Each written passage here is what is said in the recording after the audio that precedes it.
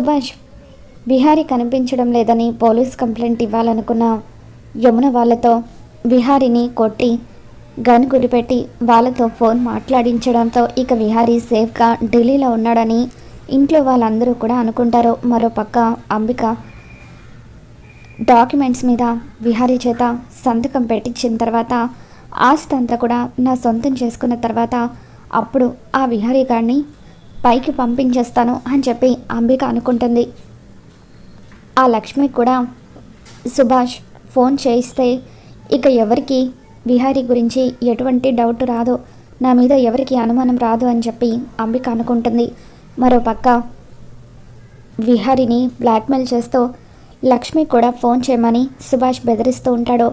దాంతో విహారీ లక్ష్మికి కాల్ చేస్తాడు. లక్ష్మి సంధ్య ఇద్దరు కూడా స్పీకర్ ఆన్ చేసుకుని ఫోన్లో మాట్లాడుతూ ఉంటారు. లక్ష్మి అని చెప్పి విహారీ అంటూ ఉంటే, విహారీ గారు నిన్నటి నుండి ఎక్కడికి వెళ్ళిపోయారు, ఏమయ్యారు అని చెప్పి అంటూ ఉంటే, లక్ష్మి నేను ఢిల్లీకి వచ్చాను లక్ష్మి, మన కంపెనీ సర్వర్స్లో ఐపీ అడ్రస్ ట్రాక్ అవుతుంది కదా, అందుకే ఆ 100 కోట్లు ఎవరు నొక్కేశారో తెలుసుకోవడం కోసం అని చెప్పి ఢిల్లీలో ఉన్నాను. నేను వాళ్ళెవరో దొరికేంతవరకు ఎవరికి కూడా కాంటాక్ట్లో ఉండను అని చెప్పి విహారీ అంటూ ఉంటే, నిన్నటి నుండి నేను ఫోన్ చేస్తూ ఉంటే మీ ఫోన్ ఎందుకు విహారీ గారు స్విచ్ ఆఫ్ వస్తుందని చెప్పి లక్ష్మి అంటూ ఉంటుంది. దాంతో విహారీ నా ఫోన్ సరిగ్గా పనిచేయడం లేదు లక్ష్మి, పైగా నేను ఎంక్వైరీలో ఉన్నాను కదా, అందుకే ఆ దొంగను పట్టుకునేంత వరకు ఎవరికి కూడా టచ్లో ఉండను అని చెప్పి విహారీ అంటూ ఉంటాడు. ఆ తర్వాత లక్ష్మి మాట్లాడబోతూ ఉంటే సుభాష్ ఫోన్ లాగేసుకుంటూ ఉంటాడు. లక్ష్మి లక్ష్మి అని చెప్పి విహారీ కంగారుగా మాట్లాడుతూ ఉంటాడు.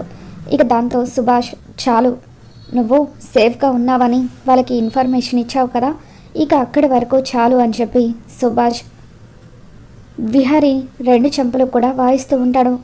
రే నీతో మాకిక పని పూర్తయింది, నువ్వు ఈ డాక్యుమెంట్స్ మీద సంతకాలు చేయి అని అంటూ ఉంటే, ఏంటి డాక్యుమెంట్స్ అని చెప్పి విహారీ అంటూ ఉంటాడు. నీ ఆస్తికి సంబంధించిన డాక్యుమెంట్స్ అని చెప్పి సుభాష్ అనగానే అప్పుడు విహారీ అసలు ఎవరు నువ్వు, ఎందుకు ఇదంతా చేస్తున్నావు అని చెప్పి అంటూ ఉంటాడు. దాంతో అదంతా నీకు అనవసరం, నువ్వు ప్రాణాలతో ఉండాలంటే ఈ డాక్యుమెంట్స్ మీద సంతకం చేయని చెప్పి సుభాష్ అంటూ ఉంటాడు. దాంతో విహారీ నేను చెయ్యను అని అంటూ ఉంటే, నువ్వు ఎలా చేయవో నేను చూస్తాను అని చెప్పి విహారీ 2 చెంపలు కూడా వాయిస్తూ తీవ్రంగా విహారీని కొడతాడు. ఇక దాంతో విహారీ స్పృహ కోల్పోతాడు. రే వీడు స్పృహలోకి వచ్చిన తర్వాత వీడిని మరొకసారి భయపెట్టి డాక్యుమెంట్స్ మీద సంతకాలు తీసుకోండి, ఒకవేళ ఇంకా ఆ డాక్యుమెంట్స్ మీద సంతకం చేయనని మొండికేస్తే అప్పుడు వీడిని చంపేసి వీడి వేలు ముద్రలైనా సంపాదించండి అని చెప్పి సుభాష్ అక్కడి నుండి వచ్చేస్తూ ఉంటాడు. ఇక అప్పుడే అంబిక సుభాష్కి ఫోన్ చేస్తుంది. సుభాష్ ఆ లక్ష్మితో కూడా ఫోన్ మాట్లాడిస్తానని అన్నావు కదా, మాట్లాడించావా అని అంటూ ఉంటే, హా అంబిక ఇప్పుడే ఆ లక్ష్మితో కూడా ఫోన్లో మాట్లాడించాను, లక్ష్మి కూడా విహారీ ఢిల్లీలో ఉన్నాడని నమ్ముతుంది, ఇక ఎవరికి విహారీ మీద ఏ డౌట్ రాదు కాబట్టి వీడిని సంతకాలు పెట్టగానే లేపేసినా కూడా మన మీద ఎవరికి డౌట్ రాదు అని చెప్పి సుభాష్ అంటూ ఉంటాడు. కానీ ఆ లక్ష్మి మామూలుది కాదు, చాలా తెలివైంది, దాంతో మనం చాలా కేర్ఫుల్గా ఉండాలి అని చెప్పి అంబిక సుభాష్తో అంటూ ఉంటుంది. మరోపక్క సంధ్య లక్ష్మితో, లక్ష్మి విహారీ ఫోన్లో మాట్లాడాడు కదా, మరి ఇంకా నువ్వు దేని గురించి అంతలా ఆలోచిస్తున్నావని చెప్పి అంటూ ఉంటే, ఇప్పుడే నాకు అసలైన అనుమానం మొదలైంది మేడం అని చెప్పి లక్ష్మి అంటూ ఉంటుంది.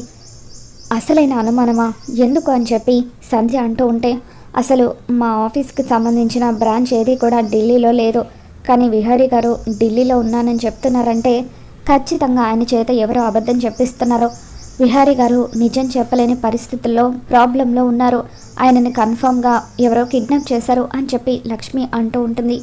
ఇక దాంతో సంధ్య అలా అయితే ఇప్పుడు విహారీ ఎక్కడున్నాడో ఎలా తెలుస్తుందని చెప్పి అంటూ ఉంటే, అప్పుడు లక్ష్మి మేడం ముందుగా నేను వెళ్ళి విహారీ గారి కోసం వెతుకుతాను, ఒకవేళ నా అనుమానం కరెక్ట్ అయ్యి నిజంగానే ఆయనను ఎవరైనా కిడ్నాప్ చేశారని తెలిస్తే వెంటనే మీకు ఫోన్ చేస్తాను, మీరు కూడా విహారీ గారిని కాపాడడంలో నాకు సాయం చేయండి అని చెప్పి అంటూ ఉంటే, షూర్ లక్ష్మి, ఇప్పుడే మాకు ఆఫీస్ నుండి మీటింగ్ వచ్చింది, నేను అర్జెంటుగా ఆఫీస్కి వెళ్ళాలి, నీకేదైనా ప్రాబ్లం అయితే వెంటనే నాకు ఫోన్ చేయని చెప్పి సంధ్య అక్కడి నుండి వెళ్ళిపోతుంది.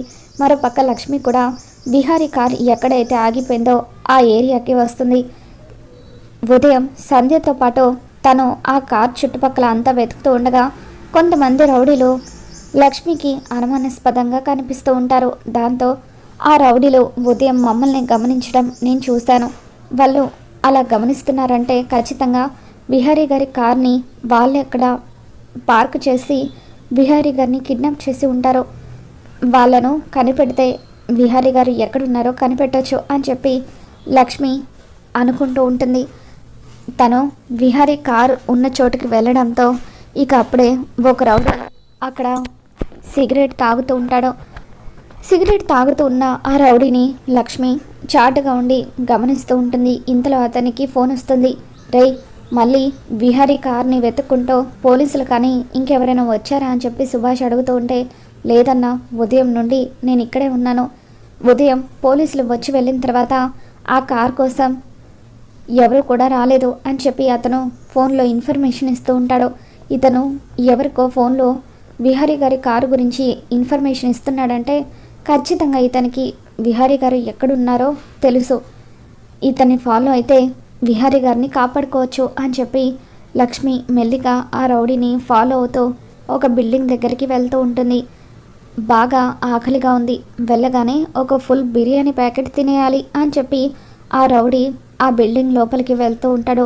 తర్వాత అందరూ రౌడీలు కలిసి అక్కడ మందు తాగుతూ బిర్యానీ తింటూ ఉంటారు. లక్ష్మి కిటికీల నుండి లోపల ఏం జరుగుతుందా అని చెప్పి చూస్తూ ఉంటే ఒక రూమ్లో రౌడీలు మందు తాగుతూ బిర్యానీ తింటూ ఉంటే మరొక రూమ్లో విహారీ స్పృహ లేకుండా పడిపోయి ఉంటాడు. విహారీ ఒంటి మీద గాయాలతో పాటు రక్తం కూడా కారుతూ ఉంటే ఇక అప్పుడు లక్ష్మి విహారీ గారు అని చెప్పి ఎంతగానో బాధపడుతూ ఉంటుంది.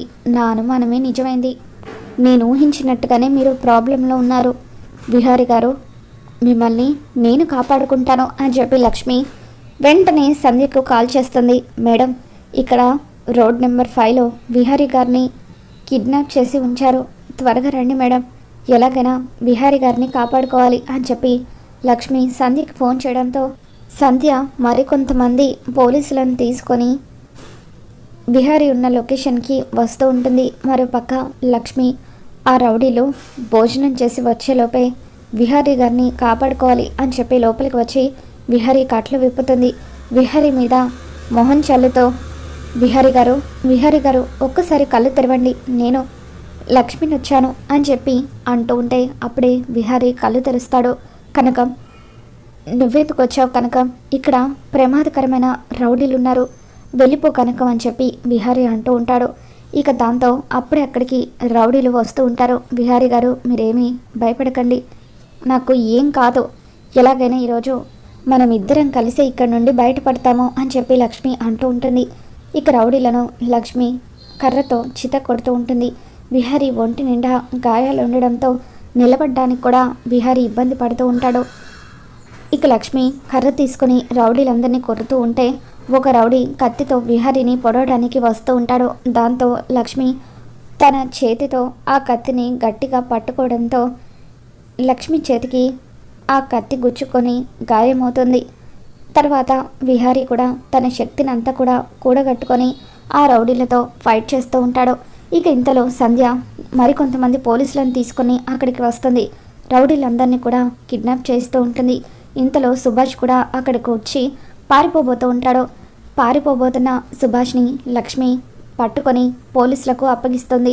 అతను మొహానికున్న మాస్క్ తీసేయడంతో అతను సుభాష్ అన్న విషయం లక్ష్మికి విహారీకి అర్థమైపోతుంది. అంటే మా బ్యాంకులో 100 కోట్లు నొక్కేసింది కూడా నువ్వే అన్నమాట. ఇన్స్పెక్టర్ గారు, వీడిని అరెస్ట్ చేయండి, వీడి చేత నిజం కక్కిస్తే అంతా కూడా బయటపడుతుంది అని చెప్పి విహారీ అంటూ ఉంటే అప్పుడు సంధ్య సుభాష్ని అరెస్ట్ చేసి అక్కడ నుండి తీసుకెళ్ళిపోతుంది. మరో పక్క లక్ష్మి విహారీని ఇంటికి తీసుకుని వెళ్తే ఇంట్లో వాళ్ళందరూ ముఖ్యంగా యమున కంగారు పడుతుందని చెప్పి విహారీని హోటల్కి తీసుకొని వెళ్తుంది. అక్కడ విహారీ గాయాలకు మందు రాసి విహారీని కంటికి రెప్పలాగా చూసుకుంటూ ఉంటుంది. కనకం, మరొకసారి నా ప్రాణాలు నువ్వే కాపాడావు, నువ్వు కనుక రావడం ఆలస్యం అయి ఉంటే ఈ పాటికి రౌడీలు నన్ను చంపేసి ఉండేవారు అని చెప్పి విహారీ లక్ష్మికి థ్యాంక్స్ చెప్తూ ఉంటాడు. విహారీ గారు, మిమ్మల్ని కాపాడుకోవడం భార్యగా నా బాధ్యత, మీరు నాకు థ్యాంక్స్ చెప్పడం ఏంటి అని లక్ష్మి అంటూ ఉంటుంది. ఇక విహారీ లక్ష్మితో, లక్ష్మి రేపే మన పెళ్లి రోజు కదా, ఎప్పటి నుండో నీతో ఒక మాట చెప్పాలనుకుంటున్నాను. నిన్ను నేను ప్రాణం కంటే ఎక్కువగా ప్రేమిస్తున్నాను లక్ష్మి, ఐ లవ్ యూ అని చెప్పి విహారీ లక్ష్మికి ఐ లవ్ యూ చెబుతూ ఉంటాడు. ఆ సుభాష్ చేత ఎలాగో ఇన్స్పెక్టర్ సంధ్య నిజం చెప్పిస్తుంది. ఇక నువ్వు నిర్దోషమని కూడా ప్రూవ్ అవుతుంది. అందుకే నీతో ఇప్పుడు ఈ విషయం నేను చెప్పాలనుకుంటున్నాను. త్వరలోనే మనకున్న సమస్యలన్నీ కూడా తొలగిపోతాయి కనుక అవేవి కూడా నువ్వు మనసులో పెట్టుకోవద్దు అని చెప్పి విహారీ లక్ష్మికి ధైర్యం చెబుతూ ఉంటాడు. నువ్వు ఈ చీర కట్టుకుంటే ఎలా ఉంటుందో చూడాలని ఉంది, నా కోసం ఈ చీర కట్టుకుని రావా అని చెప్పి విహారీ అనడంతో లక్ష్మి విహారీ కోసం అని చెప్పి ఆ చీర కట్టుకొని వస్తుంది. చాలా అందంగా ఉన్నావు లక్ష్మి అని చెప్పి విహారీ లక్ష్మి అందాన్ని పొగడుతూ తనని దగ్గరికి తీసుకొని ముద్దు పెట్టుకుంటాడు. ఇక ఆ విధంగా పెళ్లి రోజున లక్ష్మి విహారీ ఇద్దరు కూడా ఒకటవుతారు. తర్వాత రోజు ఉదయాన్నే లక్ష్మి విహారీ ఇద్దరు కూడా గుడికి బయలుదేరి వెళ్తారు. అక్కడ ఆదికేశలు గౌరీ ఇద్దరు కూడా లక్ష్మికి ఎదురుపడడంతో లక్ష్మి ఒక్కసారిగా షాక్ అవుతూ ఉంటుంది. నేనే అత్తయ్య మామయ్యకి ఫోన్ చేసి రమ్మన్నాను లక్ష్మి, ఈరోజు మన పెళ్లి రోజు కదా, మన పెళ్లి రోజును మనతో పాటు జరుపుకోవాలని వాళ్ళు ఆశపడుతున్నారు, అందుకే వాళ్ళ కోరిక తీర్చడం కోసమే ఫోన్ చేసి రమ్మన్నాను అని విహారీ అనగానే లక్ష్మి ఎంతగానో ఎమోషనల్ అవుతూ ఆదికేశల్ని గౌరీని హక్ చేసుకుంటుంది. ఇక లక్ష్మి విహారీ ఇద్దరూ కలిసి ఎంతో ఆనందంగా ఆదికేశలు గౌరీతో పాటు తమ పెళ్లి రోజుని జరుపుకుంటూ ఉంటారు. గుడి చుట్టూ కూడా ప్రదక్షిణలు చేసొచ్చి గుడిలో పూజలు చేస్తూ తమ కాపురం బాగుండాలని చెప్పి దేవుణ్ణి వేడుకుంటూ ఉంటారు. ఇక అప్పుడే యమున కూడా అదే గుడికి వస్తుంది.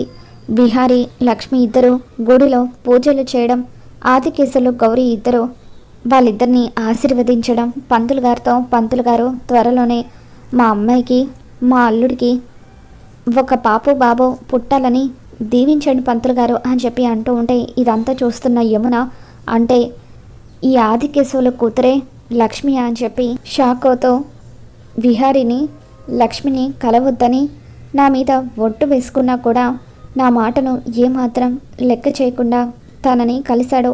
పైగా నాతో నిన్న ఢిల్లీలో ఉన్నానని అబద్ధం కూడా చెప్పాడు అని చెప్పి యమున ఎంతగానో కోపంతో రగిలిపోతూ అక్కడి నుండి వెళ్ళిపోతుంది.